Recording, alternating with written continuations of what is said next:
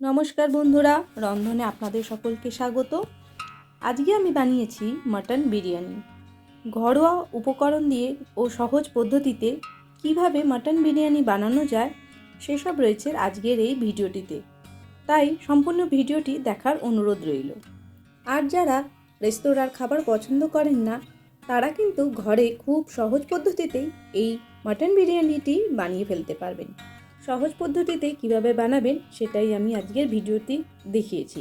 দেখুন মাটনের আলুটা কত সুন্দরভাবে সেদ্ধ হয়েছে, আর তার সাথে আমি দেখাচ্ছি মাটনটিও খুব সুন্দরভাবে সেদ্ধ হয়েছে। এরকম একটা বিরিয়ানি বানাতে গেলে কি কি লাগছে না লাগছে সব কিছুই রয়েছে আজকের এই ভিডিওটি। তাই আবার পুনরায় বলছি, সম্পূর্ণ ভিডিওটি দেখার অনুরোধ রইল। প্রথমে আমি 1 কেজি মাটন নিয়েছি। মাটন যদি চর্বিযুক্ত হয় খুব ভালো হয়। এবার তাতে 1.5 চা চামচ নুন দিলাম,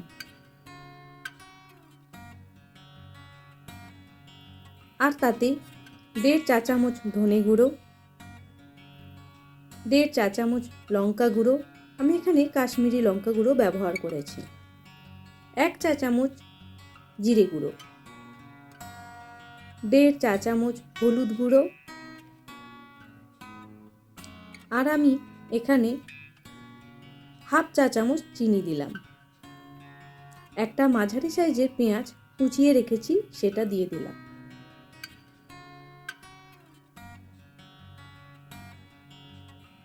আর তার সাথে 4টে কাঁচা লঙ্কা কুচিয়ে দিয়েছি।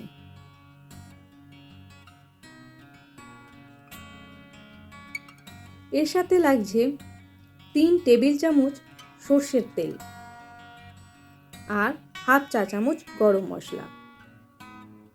সমস্ত উপকরণ দিয়ে এবার মাংসটা ভালো করে মাখিয়ে নেব। মাংসটা ভালো করে মাখিয়ে নিয়ে 30 মিনিটের মতন রেখে দেব। এবার একটা পাত্রে 2টো তেজপাতা নিলাম, একটা দারচিনি, 4-6টা লবঙ্গ, 2টো এলাচ, 2টো শুকনো লঙ্কা আর 1 চা চামচ গোটা জিরে, এইগুলো সব ফোড়নে দেব। এবার আমি 450 গ্রাম বিরিয়ানি চাল বা বাসমতি চাল ধুয়ে ভালো করে 30 মিনিটের মতন জলে ভিজিয়ে রাখবো। এবার একটা কড়াইতে সাদা তেল নিলাম পরিমাণ মতন, তাতে একটা বড় সাইজের পেঁয়াজ লম্বা লম্বা করে কুচিয়ে রেখে ভেজে নেব। এই পেঁয়াজটা দিয়ে আমরা বেরেস্তা বানাবো।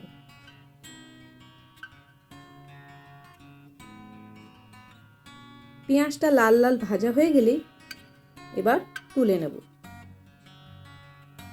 আমাদের বেরেস্তা হয়ে গেছে, এবার সেটা তুলে নিচ্ছি। এবার কড়াইতে সর্ষের তেল নিলাম, তাতে সব ফোড়নগুলো দিয়ে দিলাম। ফোড়নে যা যা ছিল, তেজপাতা, শুকনো লঙ্কা, এলাচ, লবঙ্গ, দারচিনি আর 3টে মাঝারি সাইজের পেঁয়াজ কুচিয়ে দিয়ে দিলাম। দিয়ে 1 মিনিটের মতন পেঁয়াজটা ভেজে নেব, যাতে কাঁচা গন্ধটা একটু চলে যায়। ভাজা হয়ে গেলে এবার ম্যারিনেট করা মাংসটা দিয়ে দেব। এবার মটনটা দিয়ে ভালো করে পেঁয়াজের সাথে মাখিয়ে নেব।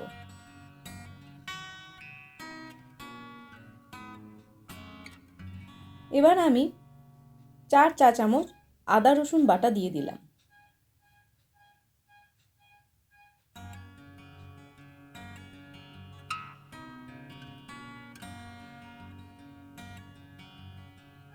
দিয়ে মাংসের সঙ্গে ভালো করে মাখিয়ে নিয়ে কষতে থাকবো।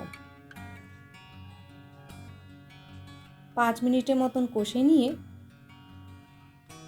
ঢাকা দিয়ে রেখে দেব।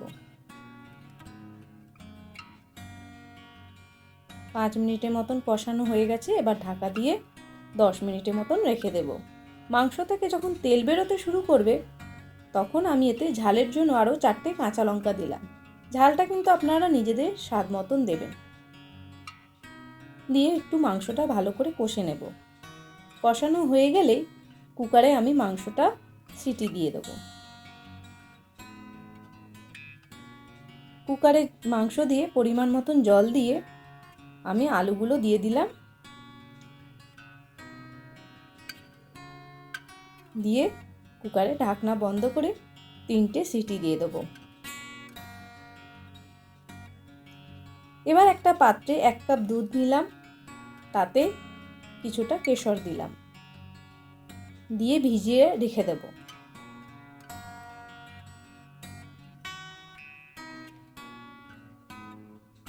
এবার চালের জন্য জল নিয়েছি, তাতে 6টা লবঙ্গ দিলাম,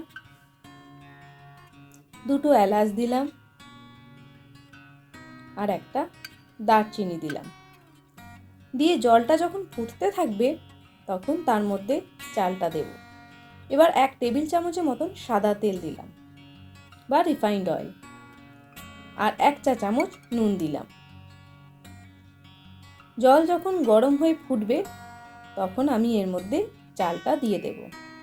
ফুটন্ত জলে চাল দিলে তবেই কিন্তু চালগুলো ঝরঝরে হবে, নাহলে কিন্তু ভাত ঝরঝরে হবে না।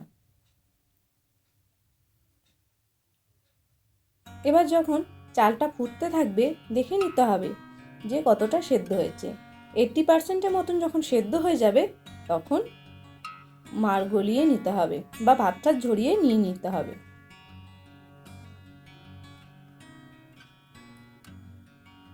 এবার আমি যে পাত্রে বিরিয়ানিটা করব সেখানে 1 চা চামচ ঘি দিয়ে দিলাম।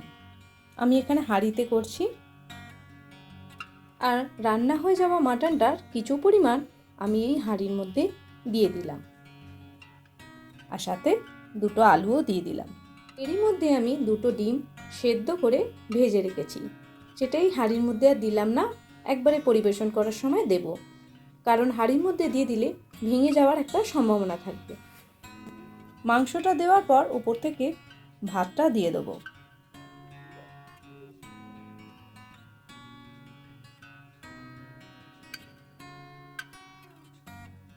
ভাতের একটা লেয়ার হয়ে গেল। এবার এর মধ্যে কেশর ভেজানো দুধটা ভাতের উপর দিয়ে দিলাম, আর দিয়ে দিলাম বাজার থেকে কিনে এনেছি বিরিয়ানি মশলা। আমি এখানে শাহি বিরিয়ানি মশলাটা ব্যবহার করেছি, সেটা 1 চা চামচ দিয়ে দিলাম। আর দিয়ে দিলাম 3 চা চামচ ঘি।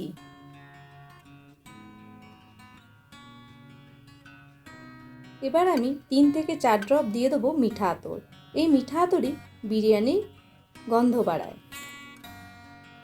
আর হাফ ছিপি কেওড়া জল, আর হাফ ছিপি দিলাম গোলাপ জল। আর মটনের উপরে যে তেলটা ভাসছিল সেটা আমি একটা পাত্রে তুলে রেখেছি, সেটা অল্প একটু চাল ভাতের উপর দিয়ে দিলাম, আর ওপর থেকে একটু বেরেস্তা ছড়িয়ে দিয়েছি। দিয়ে এবার অ্যালুমিনিয়াম ফয়েল পেপার দিয়ে হাঁড়ির মুখটা বন্ধ করে দেব।